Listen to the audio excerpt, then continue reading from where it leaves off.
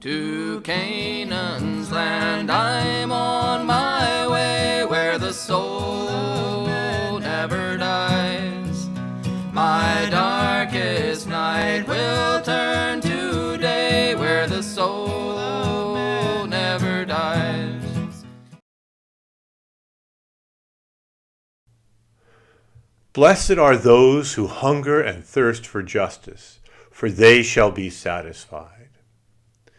This video in our series on the Christian life of virtue is an introductory study of the virtue of justice. In the first introductory video of this series, I noted that our vocabulary of Christian virtue derives from the Jewish encounter with Greek culture. In the 2nd century before Christ, the rabbis in Alexandria, Egypt, translated the Hebrew scriptures into Greek. There were also inspired authors who wrote books in Greek, such as the Book of Wisdom, that engage and transform the Greek moral heritage. In the Old Testament, the primary Hebrew term for the moral life is tzedakah, which is best translated as right relationship with God, and conveys the notion of walking in the ways of God.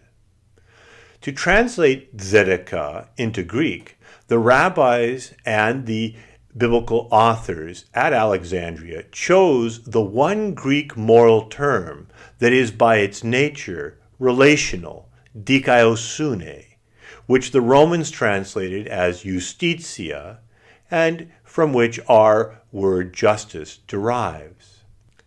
In classical Greek, dikaiosune conveys two related notions.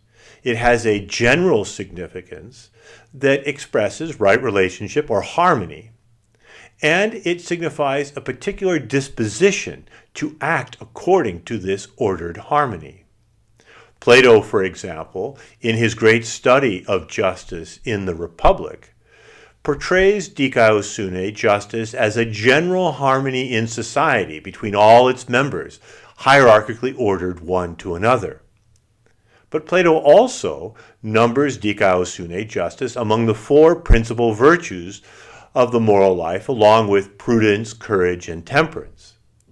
Aristotle will also develop a general notion of justice, but he will focus primarily on justice as a particular virtue, which he defines as that by which the just person is said to be a doer by choice of that which is just. As we shall see, the New Testament authors will be influenced by this notion of doing justice.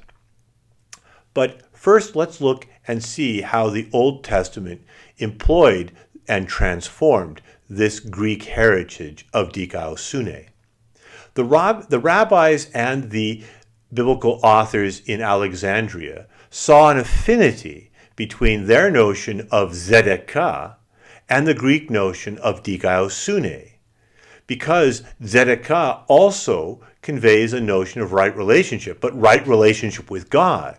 And so they employed dikaiosune to express this. But tzedakah, as conveying walking in the ways of God, also signified a disposition, an inner disposition to live tzedakah, to be tzedek in one's actions. And so they also employed dikaiosune to convey this inner disposition.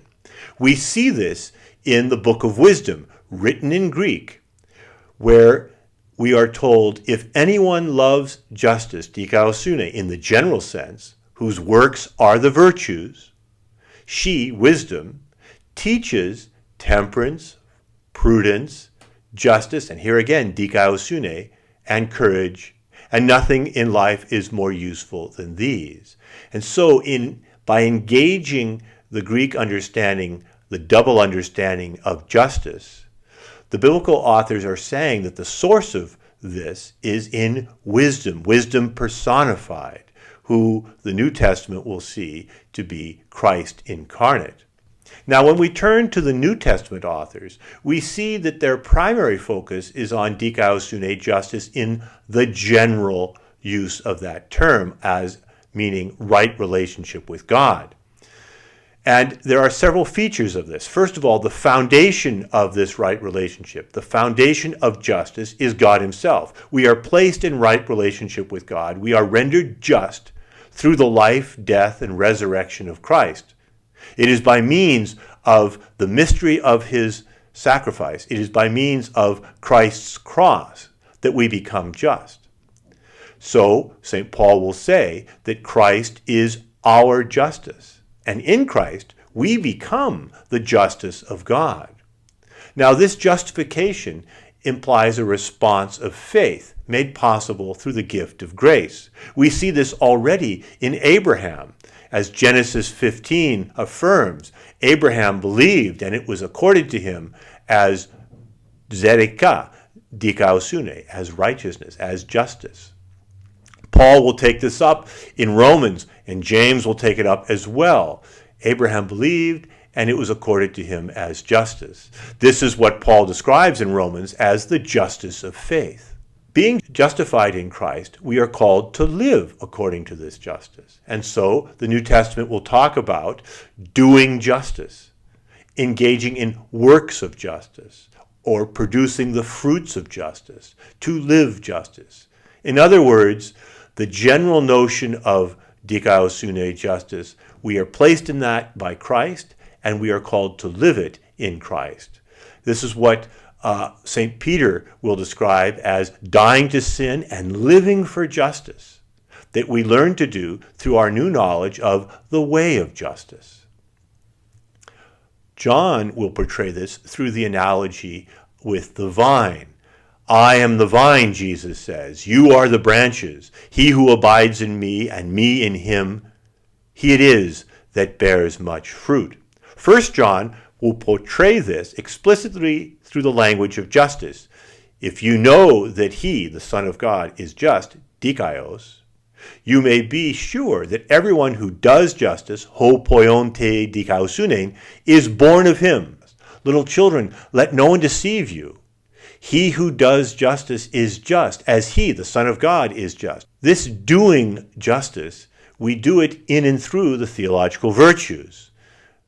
As we have seen, justice begins in faith, but it is lived in hope as animated by charity. But Christian experience also affirms that a disposition to be just, although animated by charity, is distinct from charity. To understand this difference, we must first look at the definition of justice.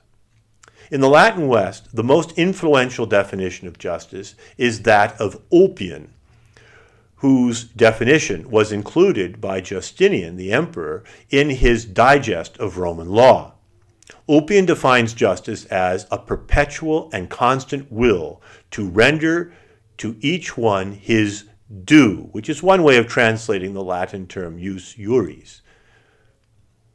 Thomas Aquinas approves of this definition, but he sees it as a definition that focuses on the act of justice, on the act of the will. Aquinas is concerned to look at the principle or the source of this act of the will, which is the virtue. And so he will define justice as the habit whereby, or the habitus, whereby we render to each one his due, his use, by a constant and perpetual will. What does jus juris mean here? St.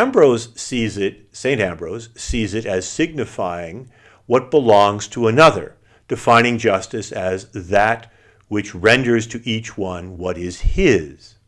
Aquinas does not object to Ambrose's insight, but places jus juris in a larger, more explicitly objective context by equating the Roman law's jus with Aristotle's dikaion, the just. For Aquinas, the object of justice is quite simply the objectively just, what is adjusted to the reality of our relationship with the other. We are to live in terms of relative equality, and what is adjusted to that is just. Actions so adjusted are just actions. This is why jus can be helpfully translated as what is due to the other, what belongs to them, what is theirs. The Catechism will follow this and develop a version of this vision by saying that justice is the moral virtue that consists in the constant and firm will to give their due to God and neighbor. By defining justice in this way, we quickly discover, as Joseph Pieper brilliantly portrays, how important wisdom is to justice, especially the practical wisdom of phronesis. We cannot render to each one his due unless we are able to perceive through practical wisdom and its principles what is due to the other in all the complex ways in which we are in relation to them. There is what is due in commercial exchanges, commutative justice. I give something to you, now something is owed to me. You take a pair of pants, and therefore you now need to pay me, the merchant, the equivalent, so that a relative equality remains. But there are also the relationships that exist between the community, seen as a whole, and the individual, and the individual's relationship to the community. And so distributive justice and social or general justice. And so how do we learn all of this? We learn it in community, by being initiated into the life and practices of that community. And it is there that Christ and his Spirit can teach us to love justice, to see what is due to the other, to be disposed to render to each one what is due to them from a union of affection, because it is animated in charity. Dear friends, there'll be no sad farewells, there'll be no tear-dimmed eyes, where all is joy and peace and love, and the soul